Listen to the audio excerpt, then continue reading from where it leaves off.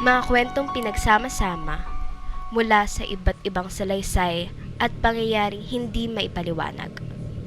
Mga kababalaghang mula sa dilim at misteryo. Mga salaysay na magpapabigat sa isip at damdamin. Makinig ng mabuti at huwag baliwalain ang mga kwentong ito. Ako si Miss Lara at ito ang mga Tagalog Horror Stories. Shoutout sa nag-comment sa last video natin. Para mapasalamatan ko kayo sa pagsuporta sa pagbago ng aking content mula impormasyon hanggang ngayon na tungkol sa horror stories na, magkakaroon tayo ng 100 giveaway sa 10 lucky subscribers pag naabot natin ang 2K subscribers. I-comment nyo sa baba ang hashtag Miss Lara para makasali kayo sa ating giveaway. Maraming salamat at sana magpatuloy ang inyong suporta. Bago tayo magsimula, gusto ko lang linawin na hindi ito mga personal kong karanasan.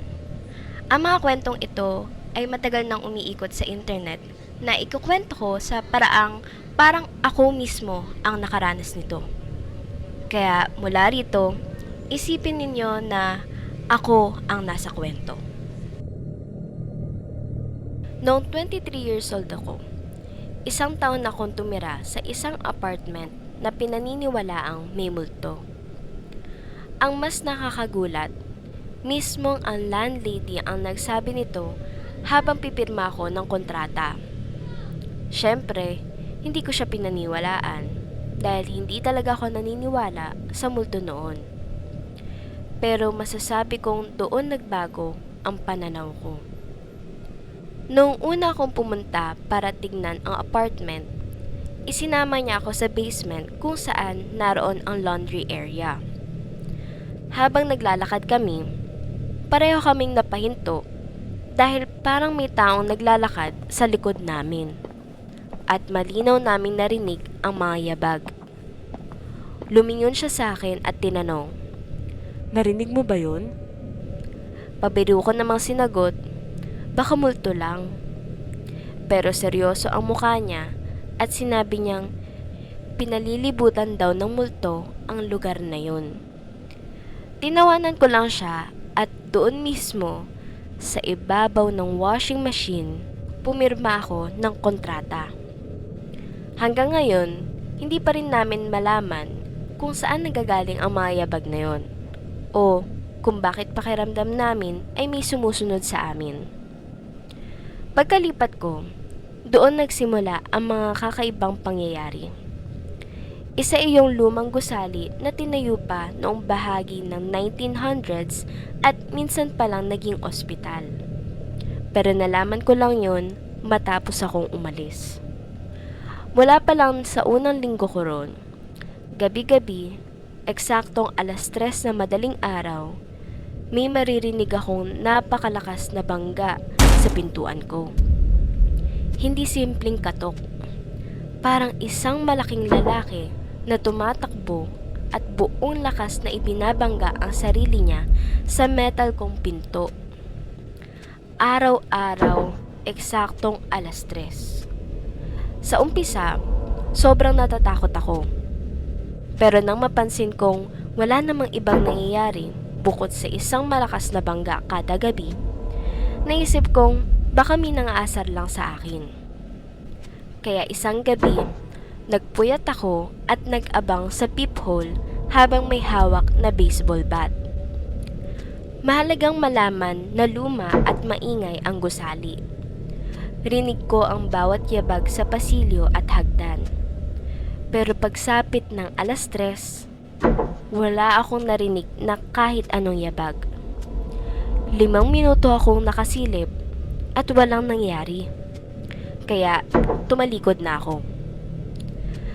3 hakbang pa lang ang nalalakad ko nang biglang muling umaalingaw-ngaw ang napakalakas na bangga sa pinto. Paglingon ko at pagsilip sa peephole, walang tao. Sa huli, nasanay na lang ako. Sa loob ng isang buong taon, gabi-gabi, eksaktong 3:00, naririnig ko ang parehong bangga. Nang magsimula ang pandemic at naging work from home ako, mas marami akong oras sa apartment at mas marami akong napansing kakaiba. Hindi ako umiinom, hindi ako gumagamit ng droga, at hindi rin ako naglalakad habang tulog. Pero may mga umagang gigising ako at makikitang bukas na bukas ang lahat ng cabinet at drawer sa kusina. Sigurado akong hindi ako ang gumawa noon dahil bihira pa nga akong magluto. Ang mas kinatatakutan ko ay ang basement. Tuwing bababa ko ron para maglaba, pakiramdam ko ay may nakatingin sa akin at may hahawak sa likod ko anumang sandali. Isang beses, mabilis ako napalingon sa pintuan ng laundry room at para akong nakakita ng maputlang lalaki na nakasuot ng overall. Pero nang kumurap ako, ay wala na siya. Bago makarating sa laundry area, kailangan pang dumaan sa boiler room at sa isang bakanting silid na puno ng mga lumang bisikleta. At minsan ay sumusumpa akong nakikita kong umiikot ng kusa ang mga gulong ng mga yun. Unti-unti kong iniwasang bumaba sa basement at mas pinili ko pang bumiyahe ng 30 minuto papunta sa bahay ng mga magulang ko para lang doon maglaba. Isang beses, nakita kong nakakalat sa sahig ang basang labada ng lahat ng residente at bukas ang lahat ng washing machine. Posibleng may siraulong kapitbahay ang gumawa noon. Pero hindi yun ang pakiramdam ko.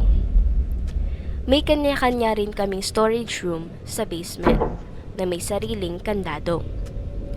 Isang araw, dumating ang mga pulis dahil may nag-report na pinasok daw ang lahat ng storage room. Ang pinaka nakakapagtaka, wala ni isang kandado ang nasira o napilit buksan. Parang sabay-sabay lang silang kusang bumukas. Magkakaiba pa naman ang tatak ng mga kandado namin at wala namang ninakaw. Habang tumatagal akong nasa bahay dahil sa lockdown, lalo kong napapansin ang mga kakaibang pangyayari. Madalas, kusang bumukas at mamamatay ang TV ko. Kahit pinalitan ko na ang baterya ng remote at pati ang remote mismo. Hanggang ngayon, gamit ko pa rin ang parehong TV at ni minsan ay hindi yun naulit matapos akong lumipat. Unti-unti ring nawawala ang mga gamit ko at makalipas ang ilang buwan ay lumilitaw sa mga imposibleng lugar. Gaya ng isang kwintas na nakita ko sa loob ng oven kahit sigurado akong hindi ko yun nilagay doon. Nakakapagtaka man, hindi ako natatakot habang nasa apartment. Sa katunayan, mahimbing pa nga ang tulog ko doon. Ang basement lang talaga ang hindi ko maatim. Makalipas ang ilang buwan, nagkaroon ako ng boyfriend at madalas na siyang matulog sa apartment ko. Mas magaan ang tulog niya kaysa sa akin. Kaya siya ang unang nakakapansin ng mga bagay na hindi ko namamalayan. Sinabi niya na halos gabi-gabi raw, bandang 3:00 na madaling araw, nagigising siya at nakikitang unti-unting gumagalaw ang mga gamit sa ibabaw ng coffee table, na parang may hindi nakikitang kamay na nagtutulak sa mga to. Isang gabi, may mas malala pa siyang nakita. Ang record player kong nakapatong sa sahig at hindi nakasaksak ay biglang umilaw. Kusang bumukas. Gumalaw ang karayom at dumapo sa plaka. At nagsimulang umikot ang plaka nang walang anumang tunog. Pagkatapos nun, tumanggi na siyang matulog ulit sa apartment.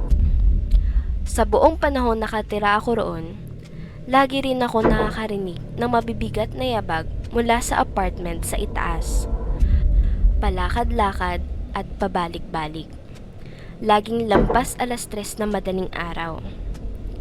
Inisip ko na lang noon na baka may insomnia ang kapitbahay o kakaiba ang oras ng trabaho niya. Hanggang sa dumating ang araw ng paglipat ko. Personal kong nilapitan ang landlady para magpaalam at tinanong kung may reklamo ba akong bago tuluyang umalis.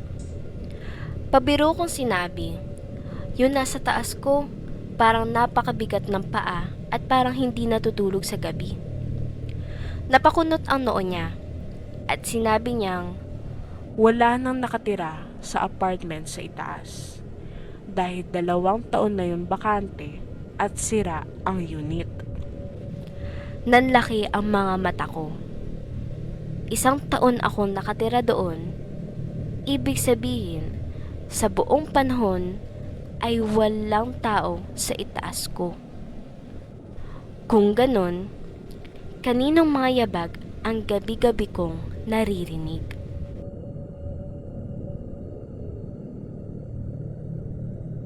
Limang taon akong tumira sa isang apartment na may 2 kwarto. Sa simula, wala naman akong napansing kakaiba. Pero habang tumatagal, may mga bagay na hindi ko talaga maipaliwanag. Yung unang kwarto, tuwing pumapasok ako doon, palagi ko nararamdaman na parang may nakatingin sa akin. Kahit mag-isa lang ako, pakiramdam ko ay may isa pang taong nasa loob ng kwarto na tahimik lang akong pinagmamasdan. Hindi naman ako nakakita ng kahit ano, pero sapat na ang pakiramdam para hindi ako maging komportable. Samantala, yung isa namang kwarto ay may sariling kakaibang problema. Kahit ilang beses namin ipaayos ang doorknob at lock nito, kusa pa rin nagsasara at naglalak ang pinto. Minsan, iiwan namin bukas ang pinto bago umalis ng bahay. Pero pagbalik namin, ay nakakandado na naman ito mula sa loob. Wala kaming mahanap na lohikal na paliwanag, kaya nasanay na lang kami. Habang tumatagal, lalo akong naiilang sa kwartong yon. Dumating pa sa punto na naisip naming baka ang mismong pinto ang may problema. Kaya, tinanggal namin ito ng tuluyan. Ang akala namin kapag wala na ang pinto ay mawawala na rin kung ano man ang dahilan kung bakit kusa itong nagsasara. Dahil wala na ang pinto, mula sa higaan ko ay tanaw ko na ang sala. Mas bukas ang espasyo at mas maliwanag ang pakiramdam ng buong apartment. Sa isip ko noon, baka mas magiging komportable na akong matulog dahil wala nang nakakandadong pinto. Pero kabaliktaran ang nangyari. Sa unang gabi matapos alisin ang pinto, nagising ako bandang madaling araw dahil pakiramdam ko ay may nakatingin sa akin. Hindi ako agad gumalaw. Habang nakahiga ako at unti-unting nagbubukas ang mga mata ko, may napansin akong isang figure sa likod mismo ng higaan ko. Isang babae ang nakatayo doon. Hindi siya gumagalaw. Nakatingin lang siya sa akin. Nakasuot siya ng pulang kimono at mahaba ang buhok niya. Ang mukha niya ay sobrang maputla, halos parang walang dugo. At ang pinaka natatandaan ko ay ang mga mata niya. Hindi ko makita ang puti ng mga mata niya dahil puro itim lang ang mga ito. Hindi siya nagsasalita. Hindi rin siya lumalapit. Tahimik lang siya nakatayo habang diretsong nakatitig at nakangiti sa akin. Akala ko nung una ay panaginip lang yun. Hindi na ako halos nakatulog ng gabing yun. Pero kinumbinsi ko ang sarili kong baka dala lang yon ng pagod o ng antok. Kinabukasan, hindi ko muna sinabi kahit kanino dahil nahiya akong baka isipin nilang nag-iimbento lang ako. Pero nang sumunod na gabi, nangyari ulit. Parehong oras, parehong eksena. Pagdilat ko, nandun na naman siya sa eksaktong parehong pwesto. Hindi siya nagsasalita o gumagalaw. Tahimik lang siya nakatitig sa akin na parang hinihintay niyang mapansin ko siya. Sobrang bilis ng tibok ng puso ko at hindi ako makagalaw sa takot. Ilang segundo ko lang siyang tinignan bago ko pinikit ng mahigpit ang mga mata ko. Nang lakasan ko ang loob kong tumingin ulit, wala na siya. Pagsapit ng ikatlong gabi, nagsimula na akong matakot matulog. Sinubukan kong matulog nang bukas ang ilaw. Pero bandang madaling araw ay nagising na naman ako sa parehong pakiramdam na may nakatingin sa akin. At gaya ng inaasahan ko, nandun na naman ang babae. Pareho pa rin ang itsura niya. Maputlang muka, nakapulang kimono, mahabang buhok, at mga matang puro itim. Hindi siya gumagalaw kahit konti. Para lang siyang isang taong matagal nang nakatayo doon at walang ibang ginagawa kundi pagmasdan ako habang natutulog. Pagkagising ko kinabukasan, hindi ko na kinaya at kinuwento ko na ang lahat sa nanay ko. Inakala ko nung una na baka pagtawanan niya lang ako. Pero seryoso niyang pinakinggan ang bawat detalye.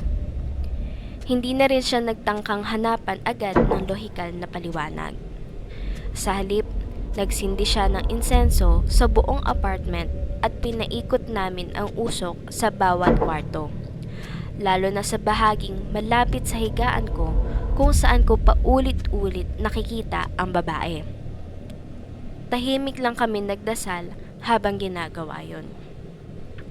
Simula nung araw na yon, hindi ko na muling nakita ang babaeng nakapulang kimono. Nawala rin ang mga bigat na pakiramdam sa apartment at naging mas magaan ang pakiramdam ng bawat kwarto. Nanatili pa rin ako nakatira doon hanggang sa matapos ang kontrata ko. At hindi na naulit ang karanasang iyon. Hanggang ngayon, hindi ko pa rin alam kung ano talaga ang nakita ko sa loob ng 3 magkasunod na gabi. Posible kayang panaginip lang yon? O may ibang nilalang talagang nakatingin sa akin habang natutulog ako? Hanggang ngayon, wala pa rin ako mahanap na paliwanag.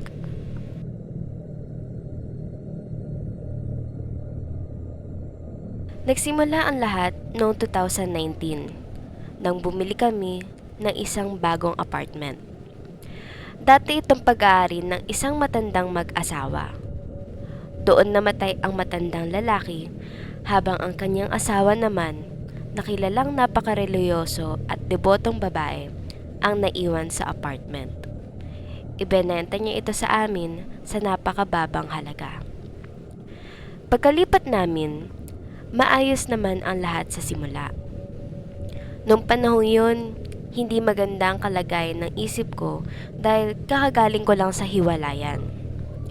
Dahil hindi naman namin pangunahing tirahan ang apartment, madalas akong pumunta roon ng mag-isa lalo na nung panahong COVID lockdowns. Pinapatay ko ang lahat ng ilaw, pagkatapos ay naglalaro lang ako ng PlayStation ng ilang oras. Pero hindi nagtagal, may mga kakaibang bagay nang nagsimulang mangyari. May mga pagkakataong bigla na lang lumalamig ang buong apartment. Pakiramdam ko, sobrang bigat ng katawan ko. At minsan naman ay parang may mga mesa at upuang gumagalaw sa kabilang kwarto. Lagi kong sinusubukang bigyan ng lohikal na paliwanag ang lahat. Iniisip kong baka ingay lang yon mula sa mga kapitbahay sa itaas. Pero kahit anong kumbinsi ko sa sarili ko, may kakaibang takot akong nararamdaman. Minsan, bigla na lang ako nagsisave ng laro, kukunin ang susi ko, at tatakbo palabas ng apartment nang walang palingon-lingon. Isang gabi, may nangyari na hindi ko malilimutan. 3 ang kwarto sa apartment. Ang kwarto ng mga magulang ko, ang sarili kong kwarto, at isang extrang guest room. Mula sa sala, tanaw ang dining area kung saan naroon ang ref katabi ng kusina. Bandang 1:30 ng madaling araw, nakaupo ako sa may bintana ng kwarto ko. Patay ang lahat ng ilaw at tanging maliit na kandilang ilawan lang ang nagbibigay liwanag sa paligid.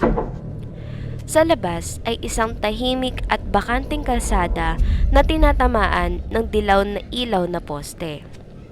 Wala ni isang tao roon. Habang nakatingin ako sa labas, bigla ko napansin ang isang aninong parang tao sa loob mismo ng kwarto ko. Hindi naman ako agad naniniwala na multo yun. Sa isip ko pa nun, baka anino lang yun ng taong dumaan sa labas at tumama sa ilaw na poste. Pero, nakaupo ako mismo sa tabi ng bintana. Agad akong sumilip sa labas at wala akong nakitang kahit na sino. Nang ibalik ko ang tingin ko sa loob ng kwarto, wala na rin ang anino. Ilang segundo lang ang lumipas nang bigla na lang kumatok ng malakas ang nanay ko sa pinto ng kwarto ko. Paulit-ulit niya akong tinatawag at sinasabing lumabas na ako at doon na lang matulog sa kwarto nila. Nagtaka ako at sinabi ko ng ayos lang ako, pero mapilit siya. Kaya kinuha ko na lang ang cellphone ko at sumunod sa kanya. Kinabukasan, tinanong ko siya kung bakit niya ako ginising nung gabing yun. Ang sabi niya, ikukwento na lang daw niya kapag nakabalik na kami sa pangunahing bahay namin. Pag uwi namin, sinabi niya ang nangyari. Nung gabing yun, nakahiga raw siya sa sofa habang gumagamit ng cellphone. Bigla niya napansin ang isang maitim na aninong hugis tao na nakatayo sa tabi ng ref at nakatingin lang sa kanya. Akala niya nung una ay ang tatay ko yun. Kaya inutusan niya itong kuhanan siya ng isang basong tubig. Pero hindi ito kumilos. Nakatingin lang daw ito sa kanya. Nang lakasan na niya ang pagtawag sa pangalan ng tatay ko, bigla raw tumakbo ang anino papasok sa kusina. Agad niya itong sinundan, pero pagdating niya ron ay wala nang kahit ano. Dahil naguluhan siya, tiyanak niya ang kwarto at doon niya nakita ang tatay kong mahimbing na natutulog. Doon lang siya tuluyang natakot kaya tumakbo siya papunta sa kwarto ko at malakas na kumatok sa pinto.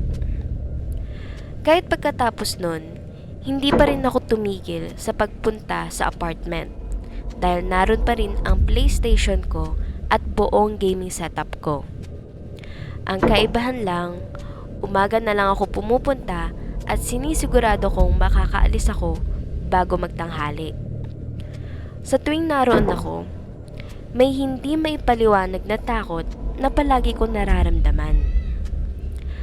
Makalipas ang ilang buwan, napansin kong kapag masyado akong matagal sa apartment, bigla ako nahihilo at parang sobrang bigat ng buong katawan ko. Iniisip ko na lang noon na baka epekto yon ng matagal na paglalaro. Isang araw, bumisita ang ex-boyfriend ko. Nanonood kami ng pelikula habang patay ang ilaw at umiinom ng coke na nakalagay sa baso namin.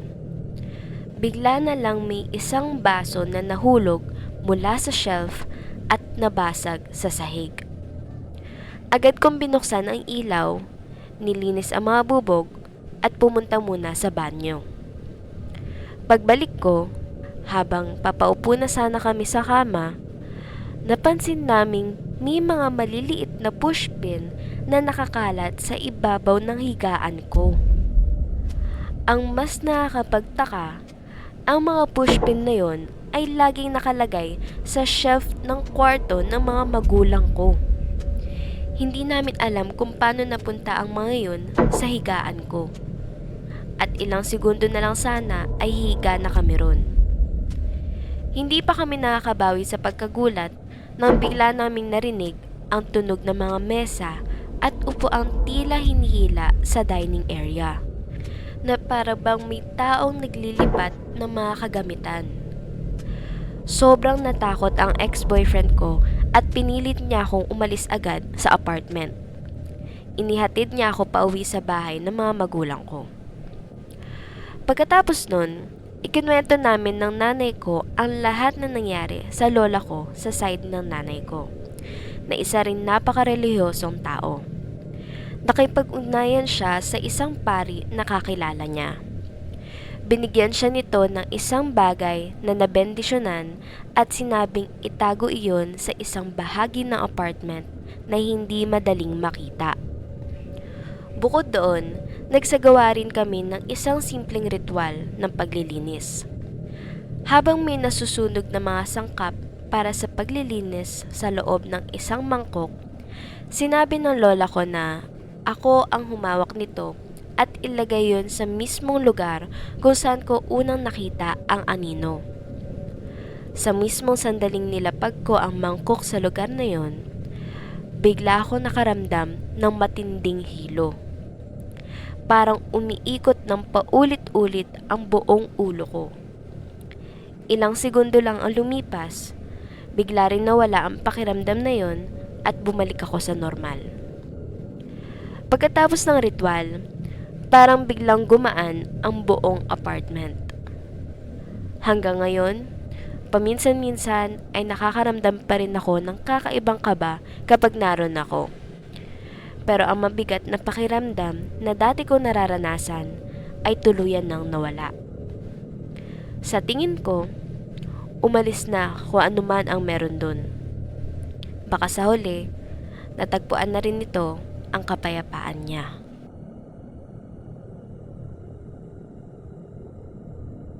Noong third year ko sa college, lumipat ako sa unang apartment kasama ang dalawa kong roommates. Magkakasundo kaming tatlo at normal lang sa amin ang maghiraman ng gamit. Katulad ng damit, accessories, hair straightener, at kung ano-ano pa. Sa unang ilang buwan namin ron, wala namang kakaibang nangyari. Pero kakaiba talaga ang disenyo ng apartment namin. Ang pintuan sa kusina ay papunta sa harap ng building, habang ang pintuan naman sa sala ay papunta sa likurang parking lot. Mahirap itong ipaliwanag, pero kapag naroon ka mismo, maintindihan mo kung bakit parang may kakaibang pakiramdam ang lugar. May maluwag na kusina, sala, at isang maliit na pasilyo na nagdurugtong sa 3 kwarto at iisang banyo. Kapag mag-isa lang ang isa sa amin sa apartment, pare-pareho kaming nakakaramdam ng kakaibang atmosphere. Madalas naming pag-usapan kung gaano ka-creepy ang apartment, lalo na kapag patay ang ilaw sa kusina at sala. Halos buong apartment kasi ang nalulubog sa matinding dilim. Doon nagsimula ang hindi ko pa rin maipaliwanag hanggang ngayon. Karaniwang weekend lang yun sa college. Nagplano kaming magkakaibigan na lumabas at mag-bar pagkatapos ng isang nakakapagod na linggo. Umuwi muna sa probinsya ang isa kong roommate para bisitahin ang pamilya niya, habang isa naman ay nagpalipas ng gabi sa apartment ng boyfriend niya. Ibig sabihin, ako lang mag-isa ang naiwan sa apartment. Mas maaga noong araw na yon, ilang oras akong naglinis ng kwarto ko. Nilabhan ko lahat ng damit ko, nag-vacuum ako ng sahig, inayos ang mesa, at tiniyak kong wala talagang kalat. Sobrang linis ng kwarto ko na halos wala kang makikitang kahit anong nakapatong sa mesa. Bandang 8:00 ng gabi, wala na ang mga roommates ko at nagsisimula na akong mag-ayos para lumabas. Sa kwarto ako nagme-makeup dahil naroon lahat ang gamit ko. Pagkatapos kong mag-ayos, ibinalik ko agad ang bawat gamit sa tamang pwesto. Ayokong magkalat ulit matapos kong maghapon maglinis. Dito na naging kakaiba ang lahat. At bago pa may magtanong, hindi ako lasing o kahit nakainom man lang ha. Mag-isa lang ako sa apartment at wala akong balak uminom ng mag-isa. Plano kong pumunta sa apartment ng best friend ko at doon na lang kami uminom bago lumabas. Gaya ng sabi ko, normal lang sa aming magkakaibigan ang maghiraman ng gamit. Nung gabing yun, gusto kong kulutin ang buhok ko. Kailangan ko sana ng heat protectant glove para hindi mapaso ang mga daliri ko habang gumagamit ng curling wand. Wala akong sariling glove o curling iron noon kaya lagi akong humihiram sa roommate ko. Nasa banyo ako noon. Hawak ko na ang curling wand pero wala akong makita na glove. Binuksan ko lahat ng drawer sa banyo. Pati kwarto ng roommate ko, hinahanapan ko rin. Wala talaga. Dahil nagmamadali na ako, naisip kong hindi na mahalagang hanapin pa yun. Kaya nagsimula na lang ako magkulot ng buhok kahit walang gloves. Matapos kong makulutan ang kalahati ng buhok ko, nagpahinga muna ako sandali. Lumabas ako ng banyo at pumasok sa kwarto ko. May hawak akong tuwalya kaya ipinatong ko muna yon sa kama. Pagkatapos, tumalikod na ako para bumalik sa banyo. At dun ko nakita. Sa gilid ng paningin ko, may isang bagay na nakapatong sa mesa ko. Ang gloves. Ang mismong gloves na ilang minuto kong hinanap. Maayos itong nakapatong sa sulok ng desk ko, na parang may sadyang naglagay roon. Maaaring isipin ng iba, glove lang naman yun ah, anong nakakatakot dun? Pero balikan natin ang nangyari. Maghapon kong nilinis ang kwarto ko. Ilang minuto lang ang nakalipas mula nang mag-makeup ako at inayos ko ulit ang mesa. Sigurado ako walang kahit anong nakapatong doon. Bukod pa ron, ang glove na yon ay hindi kailanman inilalagay sa kwarto ko. Laging nasa banyo o sa kwarto ng roommate ko yon dahil gamit niya yun. At higit sa lahat, ako lang ang tao sa buong apartment ng mga oras na yun. Walang ibang pwedeng maglagay ng glove sa mesa ko. Nang makita ko yun, pakiramdam ko ay biglang bumilis ng husto ang tibok ng puso ko. Hindi ko na maipaliwanag ang takot na nararamdaman ko. Hindi lang yun ang makakaibang nangyari sa apartment na yun. Madalas may mga gamit sa pantry na bigla na lang nawawala. Tapos makalipas ang ilang araw ay kusang lumilitaw ulit sa dating nilang pwesto. Isang beses pa nga, narinig ng roommate ko na kusa raw bumubukas ang TV kahit mag-isa lang siya sa apartment. Puro maliliit na pangyayari lang. Walang malinaw na pagpapakita o anumang nakakatakot na nilalang.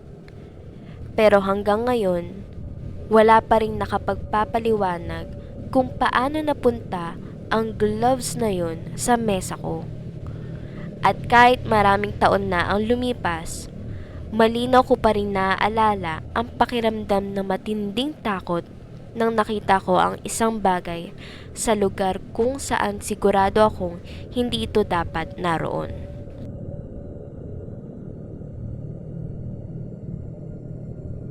Tatlong taon na akong tumira sa apartment na yon. Sa unang isang kalahating taon, kasama ko pa roon ang dati kong asawa. Ang pinakamatalik kong kaibigan ang nakahanap ng apartment para sa amin. Ang kapatid niya kasi ang dating umuupa roon at gusto nang ipasa ang lease sa iba. Desperado na kaming makaalis sa bahay ng biyanan ko noon dahil gusto na namin magkaroon ng sarili naming tirahan. Kaya agad namin kinuha ang apartment. Makalipas ang halos 1.5 taon, naghiwalay kami. Habang magkasama pa kami roon, halos wala namang kakaibang nangyari. Maliban sa isang insidenteng hanggang ngayon ay hindi pa rin namin maipaliwanag. Nasa 2nd palapag ang apartment. Pagkapasok mo pa lang, nasa kanan agad ang kusina na bukas ang layout papunta sa sala.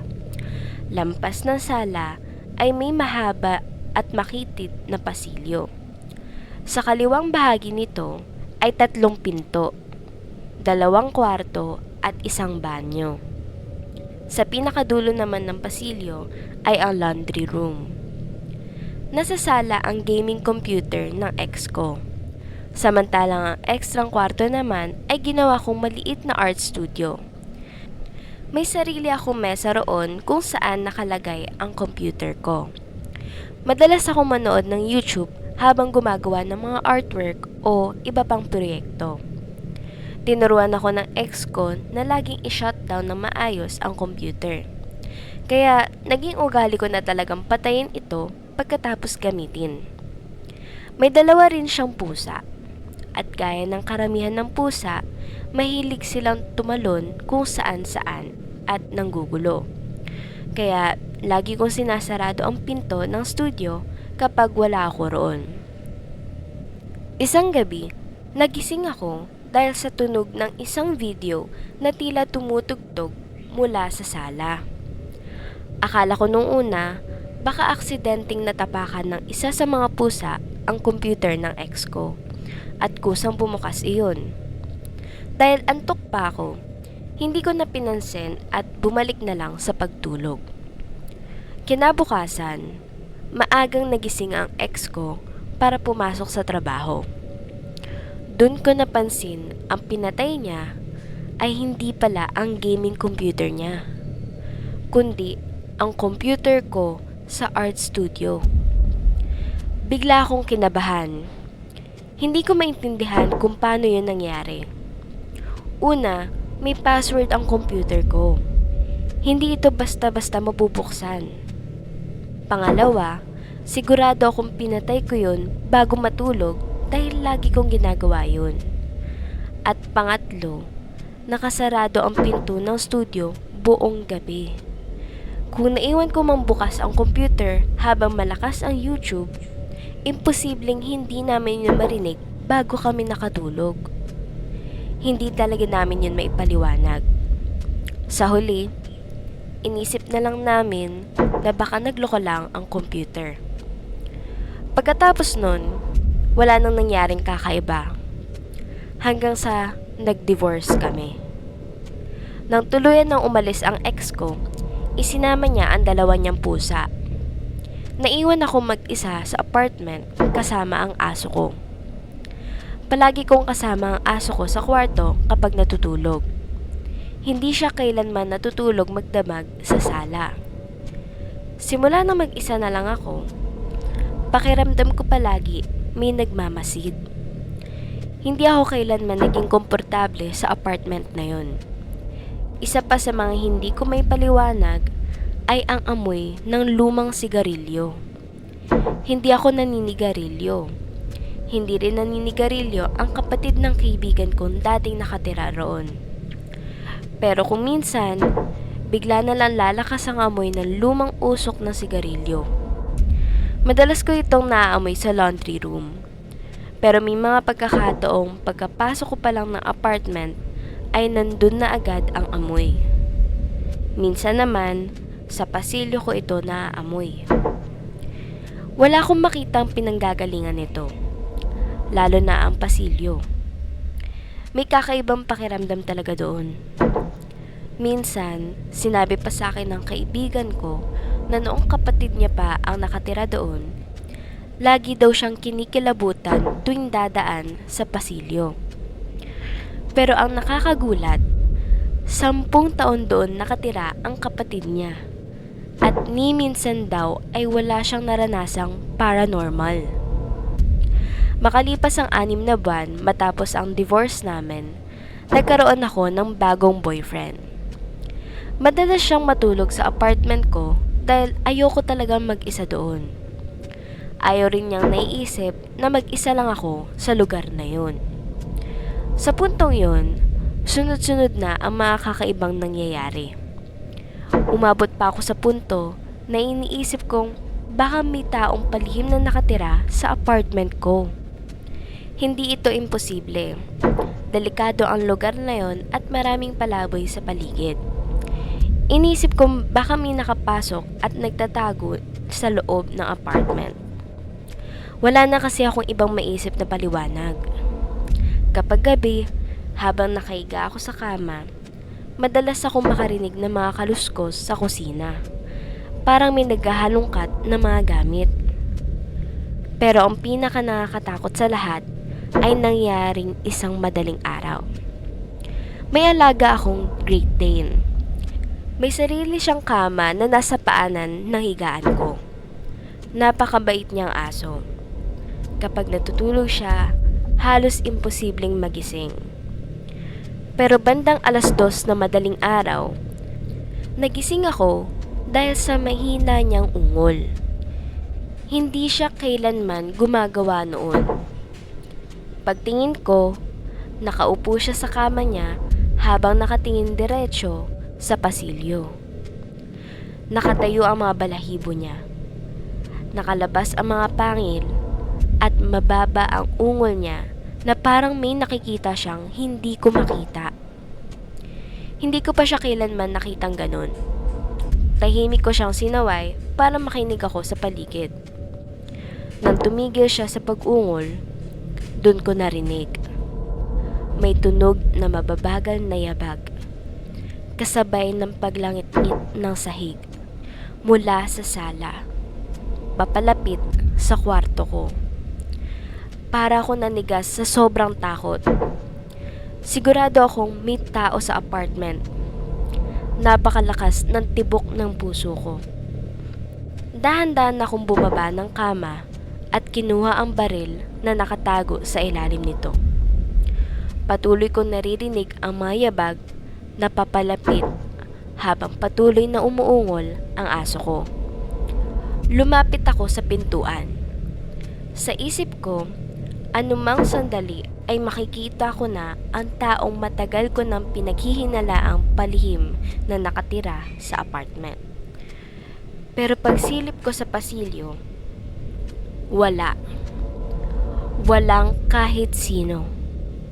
Nilibot ko ang buong apartment. Wala ring tao. Sinuri ko ang lahat ng bintana at ang pintuan. Lahat ay nakalock. Hindi na kailangan sabihin pa, halos hindi na ako nakatulog sa natitirang bahagi ng gabing yun. Hindi gaanong marami ang naranasan ng boyfriend ko kumpara sa akin. Pero naniniwala siya sa mga kwento ko dahil may ilan din daw siyang sariling karanasan. May mga gabing bigla na lang siyang nagigising na punong-puno ng takot, na para bang may ibang presensya sa loob mismo ng kwarto. Isang gabi, habang magkatabi kami nakahiga, bigla namin narinig ang drawer sa kusina na tila kusang bumukas at saka malakas na sumara. Hindi na nga kami bumangon para tignan.